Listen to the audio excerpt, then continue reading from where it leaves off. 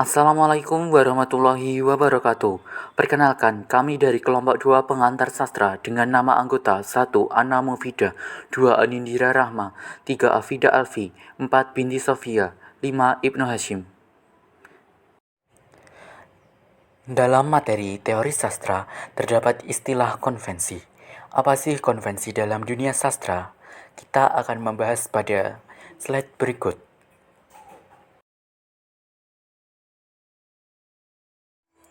Sebelum lanjut pada materi konvensi, perlu diketahui loh guys, bahwa pemahaman sebuah karya sastra tidak mungkin tanpa pengetahuan. Sedikit banyaknya mengenai kebudayaan yang melatar belakangi karya sastra tersebut dan tidak langsung terungkap dalam sistem tanda bahasa. Contohnya, beberapa sajak Subagio Sastrowartojo tidak dapat kita pahami dengan baik tanpa pengetahuan mengenai wayang dan peranan wayang dalam kebudayaan Indonesia. Dan kita dapat mengetahuinya melalui konvensi. Dalam materi teori sastra, konvensi dibagi menjadi 3, yaitu konvensi sastra, bahasa, dan budaya.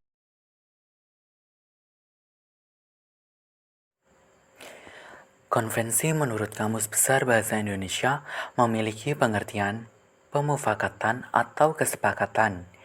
Dalam pengertian yang lebih luas, konvensi merupakan aturan-aturan atau norma-norma sosial yang sudah disetujui dalam sebuah masyarakat.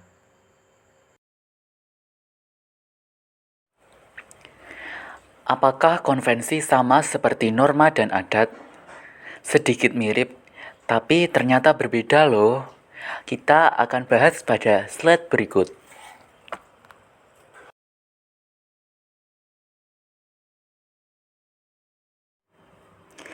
Jika adat adalah aturan yang sudah menjadi kebiasaan secara turun-temurun dalam masyarakat, dan norma adalah aturan tidak tertulis yang menjadi pedoman dan tolak ukur di dalam masyarakat, maka konvensi sendiri itu lebih kepada aturan yang tercipta karena kesepakatan dalam masyarakat. Konvensi masuk pada ranah sastra pada abad ke-19, yang dimana itu menyebabkan adanya aturan-aturan yang wajib dipenuhi oleh seorang pengarang. Adapun konvensi dalam sastra dibagi menjadi 3 bagian, yakni konvensi bahasa, sastra, dan Selanjutnya, kita akan membahas budaya. tentang konvensi bahasa. Dalam memahami sebuah karya sastra, kita sebagai pembaca harus menguasai berbagai konvensi dalam sastra, baik itu bahasa, sastra, ataupun budaya. Dalam KBBI, bahasa memiliki arti yakni sistem lambang bunyi yang arbitrer yang dipakai oleh sebuah anggota atau suatu masyarakat untuk berinteraksi dan bersosialisasi. Dalam bidang sastra, konvensi bahasa dapat diartikan sebagai aturan-aturan bahasa dalam sebuah masyarakat yang sudah disepakati bersama. Sebuah karya sastra memiliki bahasa yang berbeda dengan bahasa yang biasa dipakai masyarakat pada umumnya.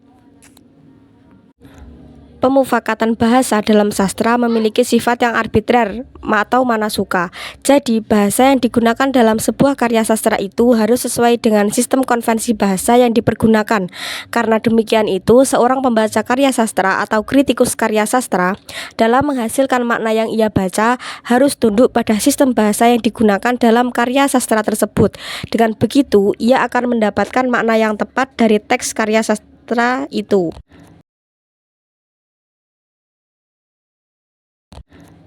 Apabila sastrawan tidak memperhatikan konvensi dalam menciptakan karya, maka batasan bahasa yang digunakannya bisa melampaui kebebasan.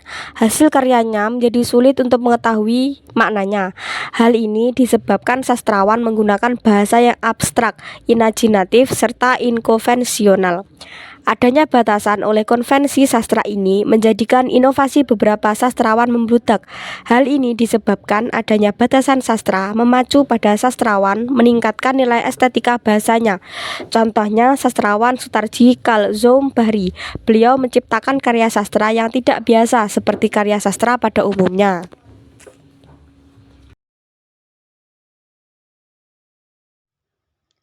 Sutarji dalam karyanya berani menerobos kata per kata, bentuk kata, bahkan tata bahasa. Karya-karya sastranya menggunakan bahasa yang jauh dari kaidah bahasa Indonesia. Salah satu bentuk karyanya yang terkenal adalah puisi tragedi Winka-Sinka. Jika dilihat dari bahasanya, Sutarji seperti bercanda dengan tulisan yang dibuatnya. Isi puisinya itu hanya terdiri dari dua kata, kawin dan sinka, yang berulang-ulang. Pembaca menilai puisi tersebut tidak memiliki estetika, padahal banyak makna yang keberanian Sutarji dalam melanggar konvensi sastra membuat Sutarji berani melampaui batas bahasa itu menjadi sebuah kreativitasnya.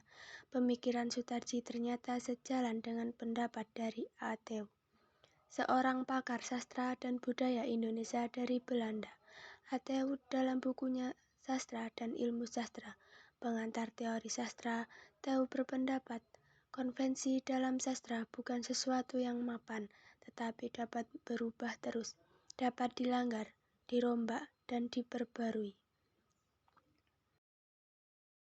Kesimpulan yang didapat bahwa konvensi bahasa dalam karya sastra itu ada sesuai dengan kesepakatan masyarakatnya, namun tak menghalangi seorang sastrawan atau penulis lainnya bisa melanggar, bahkan merombak sastra untuk meningkatkan kreativitas dalam bersastra, karena sampai saat ini tidak ada larangan mengenai batas-batas sastra itu sendiri.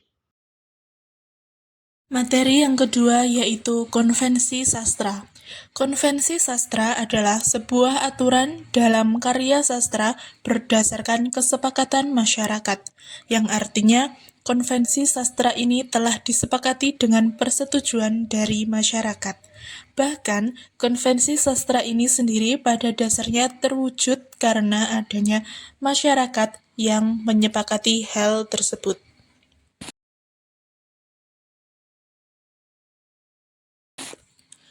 Konvensi sastra kedudukannya lebih tinggi dari konvensi bahasa, karenanya akan menimbulkan perbedaan dan pertentangan seperti arti ditingkatkan kepada makna.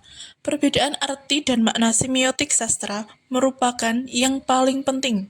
Oleh sebab itu, dalam menghasilkan makna, seorang pembaca selain harus memperhatikan konvensi bahasa, seorang pembaca juga harus memperhatikan konvensi sastra yang terkandung. Contoh konvensi sastra, seorang pengarang yang akan menulis pantun, maka dia terikat dengan konvensi seperti persajakan, jumlah baris, sampiran, dan isi. Namun walaupun begitu, konvensi sastra sifatnya tidak membatasi, pasti ada kreativitas dan inovasi dari si pengarang. Sastra harus ada inovasi dalam semua hal. Itulah sebabnya perkembangan karya sastra selalu berada dalam ketegangan antara konvensi dan inovasi. Maksud ketegangan di sini ialah terjadi perubahan seiring dengan perkembangan zaman. Konvensi sastra mengalami perubahan sesuai dengan dorongan untuk berkreativitas dan keinginan untuk berinovasi yang muncul dari si pengarang. Konvensi budaya merupakan sistem semiotik yang mengarah pada suatu kerangka kebudayaan yang menjadi latar belakang karya sastra itu sendiri. Konvensi budaya juga dapat diartikan dengan pemahaman terhadap latar kehidupan, konteks, dan sistem sosial budaya. Menurut Campam, munculnya karya sastra dipengaruhi oleh kehidupan sosial budaya pengarangnya. Oleh karena itu, sikap dan pandangan pengarang dalam karyanya mencerminkan kehidupan sosial budaya masyarakatnya. Pendapat yang sama dengan itu, Pradopo menyatakan bahwa karya sastra sebagai tanda terikat pada konvensi masyarakatnya, karena merupakan cermin realitas budaya masyarakat yang menjadi modelnya. Konvensi budaya berfungsi sebagai tempat spesifikasi makna. Seorang penyair, baik itu laki-laki maupun perempuan, pasti terpengaruh oleh sosial dan budayanya. Hal itu terbukti ketika mereka membuat karya sastra kemasyarakatannya yang merasa melekat dengan pengarang. budaya, serta pandangan terhadap golongan masyarakat, kesenian, dan benda-benda kebudayaan. Konvensi budaya merupakan sistem semiotik yang berada di luar sistem semiotik bahasa dan sastra. Hal itu dapat berkaitan dengan pola perilaku, bentuk-bentuk tertentu, dan lain sebagainya. Karena sebuah sistem semiotik kebudayaan dipandang memiliki aspek ekspresi fisik yang memiliki aspek makna.